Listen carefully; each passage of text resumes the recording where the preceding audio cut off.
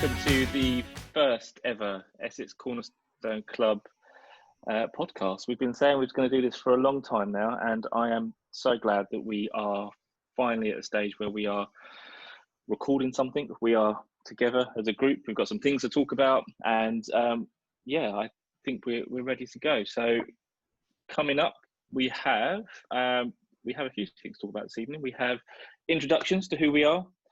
Talk a little bit about the club as well. What's the club all about and what's our aims, and moving forward, all the things we've got planned. We've got some discussions between myself, Amit, and Ian. I know if you got your name there, Ian, but I didn't. I caught it just in time. We've got some news from around the province, which we'll head over to Amit for. And then we'll just sum up the podcast, talk about how we found it, and we will recap some of the other stuff we've got going on at the moment, like the socials. So without further ado, let's start talking Freemasonry.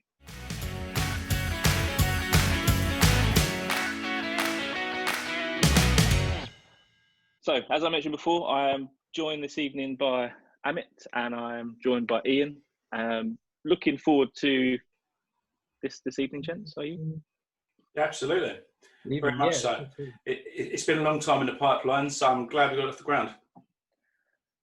Yeah, me too. There's lots of successful Masonic podcasts out there. We could rattle off quite a few names. Doesn't feel like we're copying them. I think we've got lots to say ourselves. We've got lots going on in our province. Lots of opinions, topics to talk about. So I'm glad that we're here and we're able to do that. But just give you a bit of an introduction to myself. My name is Barry Hayward. I am a Master Mason in Essex, obviously. I have been a Mason since 2013. I was due to be exalted into the Royal Arch in April. Obviously, COVID has put a stop to that. And I was also supposed to go into the chair next month in September, which again has been put on hold, but good things come to those who wait. How has it impacted you two? Have you two been impacted by anything? Yeah, Masonically, I think it's impacted all of us. It's been a very dark summer in many ways, but in many ways, actually, I think I've probably been more connected to my brethren than we normally have. We normally don't meet over the summer periods. However, with all the Zoom socials and things that have been going on, I actually feel it in many ways, as far as summer times go, I've probably been more connected to the brethren than normal. Yeah, I've definitely found that I felt more connected as a Mason during lockdown than I ever have been. I think we've just found lots of things to grab onto and to do, and I know lots of other people have felt that way. So, Ian, how long have you been a Mason for? So I joined in May 2017, which is obviously an interesting year to come into the craft, being the tricentenary, etc. I joined in May 17. I probably spent about 2 years. I had quite a protracted petitioning period. So it was quite interesting because at the time that I started petitioning, there wasn't a Young Masons Club, but then by the time I actually joined, there was. So okay. I think I had my application form in within about 2 weeks of joining, which is quite good. Why was it so protracted? Were they just checking you out, checking your background out and things like that? I think it was probably more to do with the fact that the guy that I tapped up and said, get me a petition, just took a while. In reality, it's a very healthy lodge, and I had quite a good queue of people in front of me, which I didn't really want to complain about, because that's a good sign. It's a healthy lodge, and it's probably the right lodge to join, rather than the one that was trying to frog march anyone off the street, So yeah, what lodge are you at? Mother Lodge is Earl of Dartmouth, 3279 in London, but in Essex, I'm Chafford, and obviously Essex Cornerstone 9968. Cool. Amit, what about yourself? Tell us about you. Well, okay, so I joined Freemasonry in December 2018. Like both of you, really, I feel that during this lockdown period, we've found lots and lots of excuses, really, to talk to one another. We've been far more connected than we ever have been, really. My role in my lodge is as an almoner, and also as the inner guard at the moment. So I'm due to be going in to the junior deacon's role in October, but we'll see at the moment whether or not that happens. So are you almoner already you say you're Yeah. almoner already? Wow. Yeah. Okay. Yeah. So I've been almoner for nearly a year now. That's a big job. It's a big job. It means a lot of communication, not only with our current brethren, but also with our widows. Mm-hmm. And generally speaking, a lot of brethren from around the province as well, and the deputy group almoners. So there's a lot going on, but it's all been good fun. And it's interesting for someone that's reasonably new to get involved as almoner. In the lodges I'm involved in, it's normally someone that's been through the chair and found himself without an office, that's sort of a bit older and knows the widows. So it's actually quite good to see that role with a bit of youth and energy to it. Yeah, absolutely. I think there's a lot to be said for that. I think it's a steep learning curve, but at the same time, it's very rewarding, and you get to know people on a much better level, I think. So yeah, there's a lot to be said from it, but yeah, really enjoying it so far. So how did you get into Freemasonry? You're fairly new into it. Yeah, it's a bit of a funny story. When I bought my first house, I was talking to a mortgage broker at the time, who was saying, "Look, I really think that you would be an ideal candidate for Freemasonry. You have the attributes that I think we would look for." And I was a bit puzzled by that because I didn't really know anything about it. So as quite a few people do, that went onto the internet, did a little bit of research, and then came through the pathway and was put in touch with my now mother lodge, St Philip 4221 in Southend, and the rest is history, as they say. Oh, cool. Yeah, I mean, I joined Freemasonry by just seeing my neighbour going off in a fancy suit with a big briefcase one Saturday, and I literally just stopped him and said, "Where are you going?"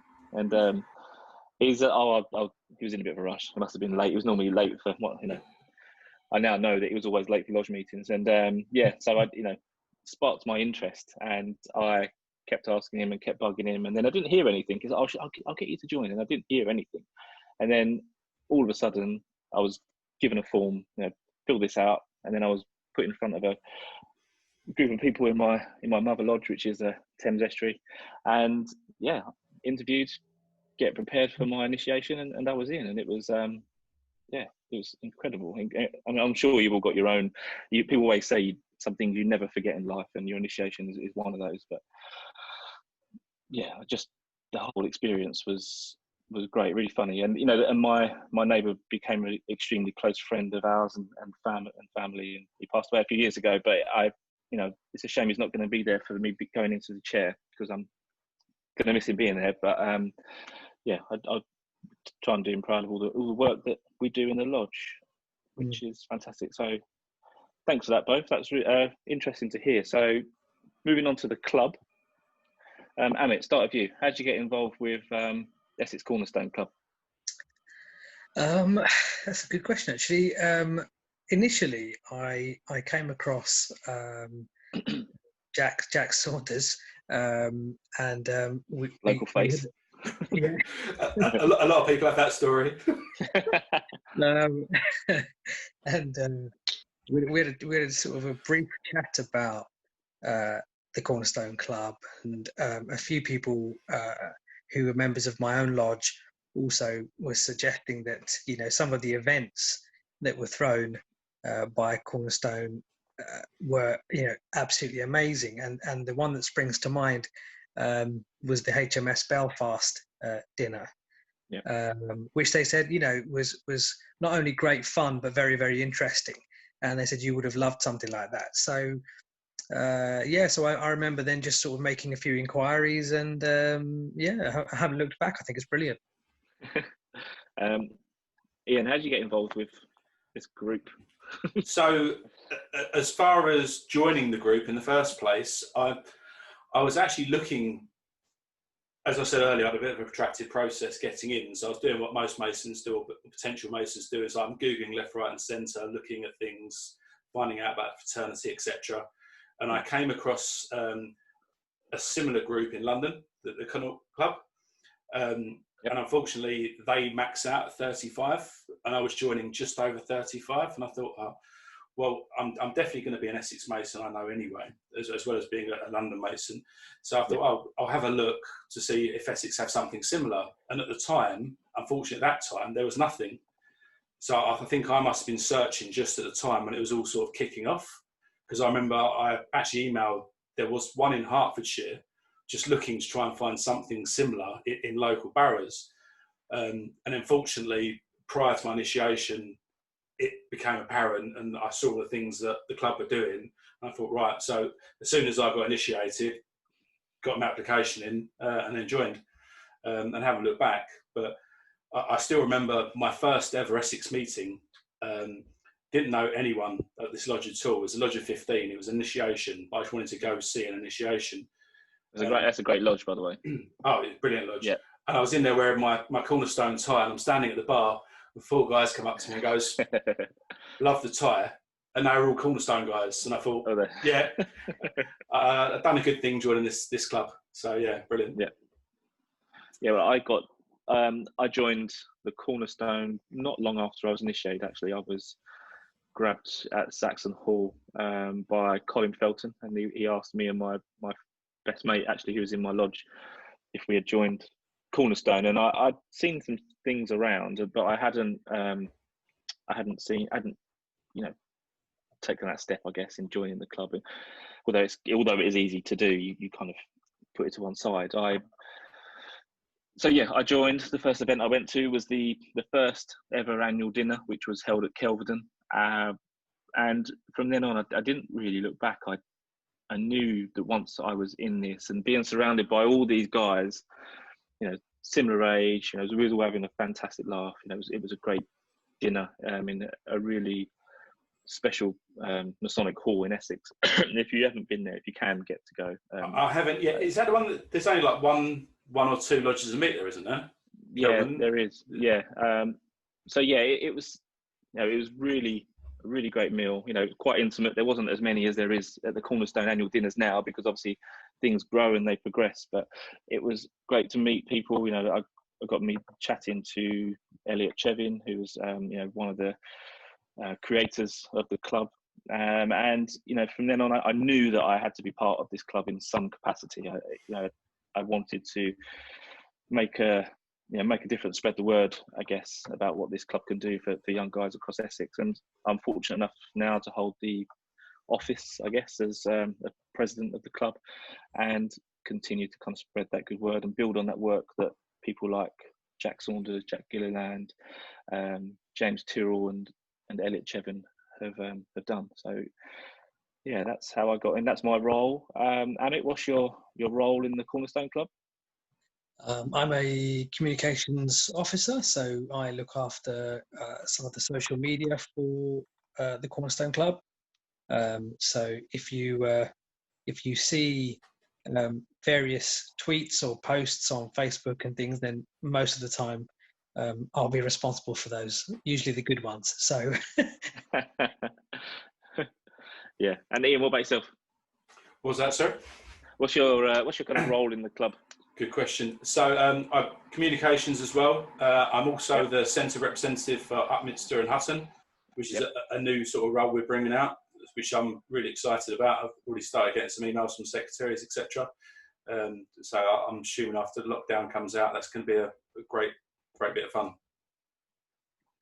Yeah, and that's an important point that you touched on there, Ian, about the centre reps. So one of the things that we're quite keen on doing in the Cornerstone Club is putting a Essex Cornerstone Club centre representative in each of the Masonic centres. We are spread far and wide across the province. We've got, I want to say 27 Masonic centres. I might be wrong, but we've got lots of centres. Some obviously are huge, like Southend and Upminster.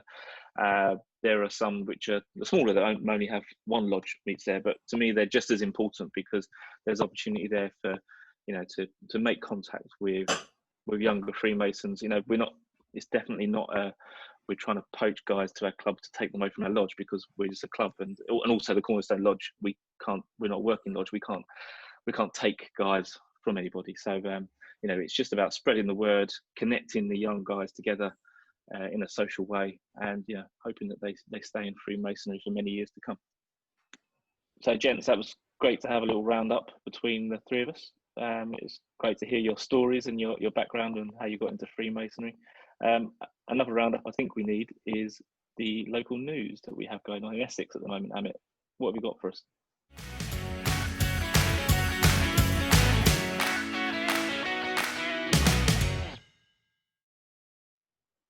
It's with great sadness that we learn of the passing of our provincial Grand Master, the Right Worshipful Brother Rodney Lister Bass, OBE, to the Grand Lodge above. The provincial Grand Master was a great supporter of the Essex Cornerstone Club and the Essex Cornerstone Lodge, being fundamental in the creation of both. We cannot thank him enough for everything that he did for us. His wise words of support and encouragement have always been of great assistance to the club and allowed us to encapsulate his constant message of enjoy your Freemasonry. Rodney's passing will be a huge loss for Freemasonry, and our thoughts are with his family at this tremendously difficult time.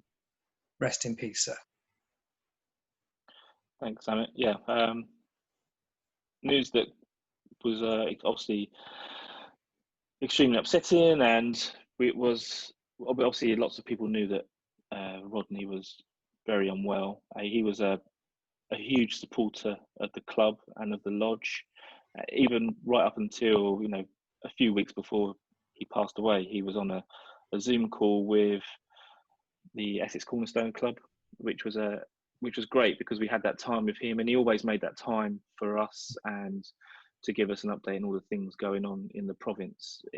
He will be a huge loss, not just to us and to the province, but for Freemasonry in general. And obviously his family are in our thoughts, and he will be missed. So, and I'm sure we've all got our own experiences when dealing with Rodney, and one of the things he always says, and it will always be true, enjoy your Freemasonry is what he said. And I always take that with me in my lodge. I enjoy myself, and I don't I take the serious things serious, and I enjoy the parts where I can. And they are certainly wise words from him, and he will be a miss.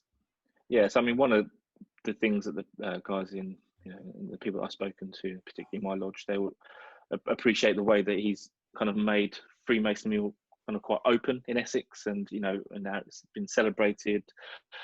More work in the community, and that continues on with some of the stuff that we have going on in terms of the community match funding, which we'll speak about later.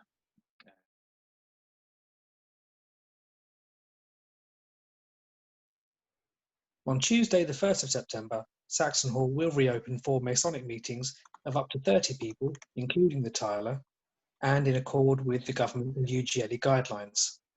After any meeting, secretaries will have to provide a list of any attendees and their contact details for track and trace purposes. After meeting drinks should be pre-ordered and will be placed on tables to maintain social distancing at the bar, with no standing taking place in the bar areas. Saxon Hall will be able to provide restaurant-style dining, socially distanced, tables of 2, but all bookings will need to be made. So exciting times, at least. I mean, there's a lot of frustrating Masons been waiting to get back to lodge, and now we can, albeit it won't be what we knew before, but it'll be similar. I'm sure we all want to do it. I know Saxon Hall's not the only one. Upminster's doing very similar. We've got 30 people in the Constellation Temple, which is their big temple there. I think it's 16 in the little temple. They're doing a one-way system where you can come in through the side door to try and keep it socially distant, compliant, etc. Table service at bar and a restaurant-style booking system with the eating. So I think that's pretty consistent with what's going on over the province at the moment. But yeah, it is good news. We're coming back.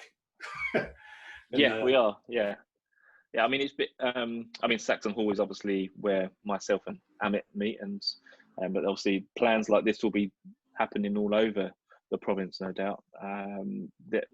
The centre management, I know at Saxon Hall, been working particularly hard as everybody else. And Dennis, who is one of the, I think he might be the centre manager at Saxon Hall. He posted up some footage on Facebook of the different one-way systems of Saxon Hall. You might have seen this earlier, and the hand sanitizer, and and the machine he had that he was disinfecting the main temple, which certainly put a smile on my face. I'm not sure what working tool that is, but it was certainly working. And it not only that, it kind of gives you confidence that you want to return, because at the moment, I'm still a little bit sketchy on whether I want to yet.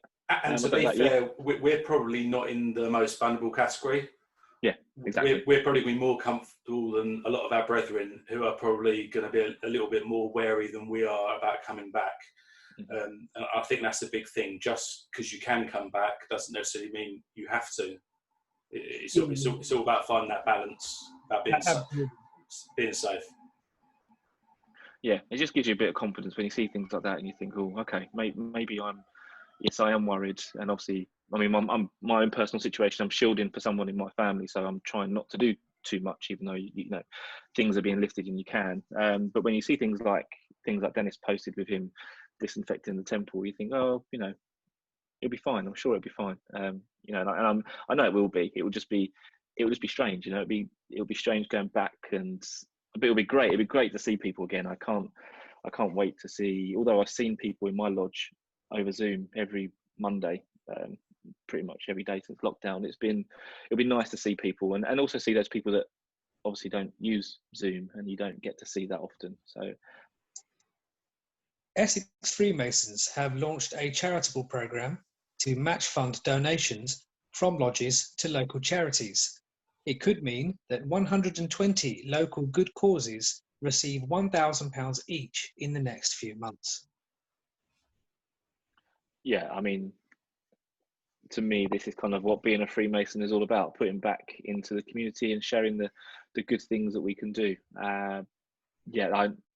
Starting with my own lodge, I know that we are in the process of donating £500 to a disabled riding school, which is in Belfairs, Leigh-on-Sea, and the province will match fund that to £1,000. And it's small community-based things like that really need help.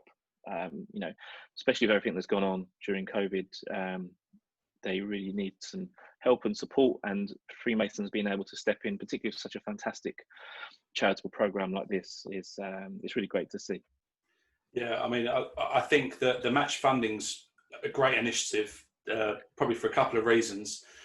Firstly, it encourages some of the lodges that may like to keep a bit of a reserve in their chest, because they're going to get more bang for the buck, to actually sort of get it out of the chest and help get it to community. And also, secondly, because it allows at a lodge level us to help sort of dictate where that funding's going to, rather than us doing our thing and sort of province doing their thing. It's a really good initiative to try and help things keep flowing. It's great. Yeah. Every lodge I belong to has done this to get the maximum out of their amount to get match funded. Yeah, I mean, I think I've seen on Facebook page that there's another, is it Leigh-on-Sea Lodge? They are donating £500 to Trustlinks Reach, is it? Yeah. The Wellbeing Hub. Yeah. Trustlinks Reach Wellbeing Hub, I think it is. Yeah. Yeah, great. So, things like that. And I know that there's another orderly lodge in Saffron Walden. They're also doing the same. So it's great that, and we will hear more stories like this. This is just in its infancy of how many we're starting to see of the lodges taking advantage of this. There will be doubtless loads more coming. Lots of content to push out on social media, and look out for that. And encourage your lodge, if you're hearing this and your lodge hasn't done it, please encourage your lodges to do that, because it's definitely worth a wild thing to do.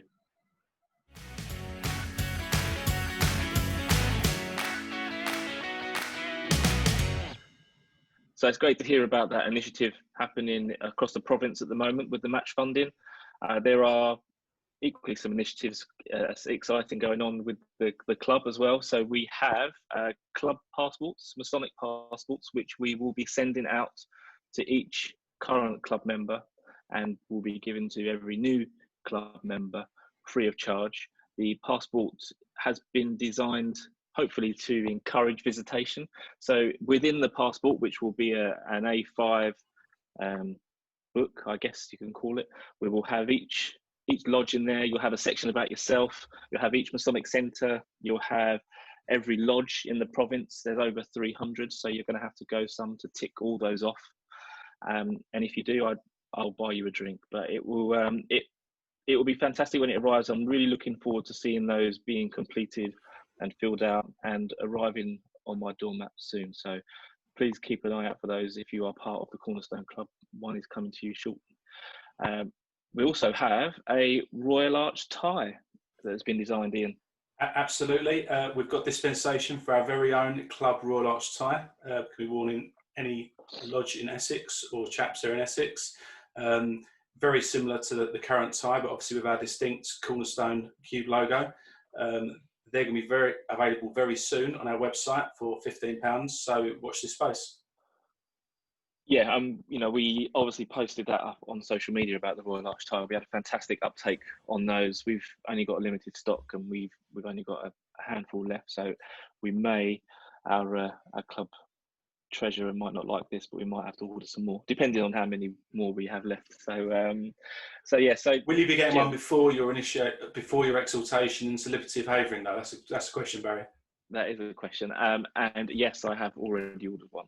I didn't want to miss out because I knew there was only a limited stock. So yeah, when I am exalted into liberty of havering, I will be sporting my brand new Cornerstone Royal Arch tie, which I'm sure you'll see pictures of.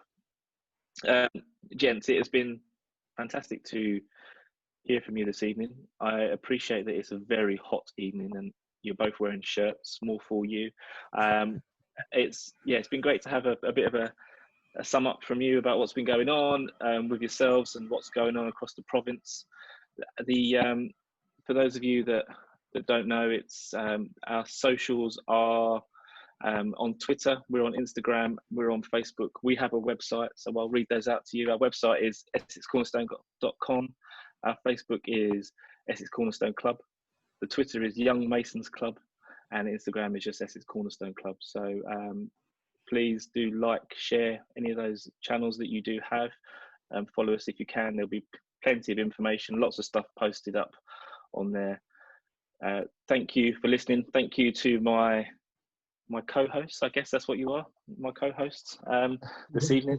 It's been fantastic to hear from you, and we will do some more of these, I think, because I think this has worked quite well. Don't you agree?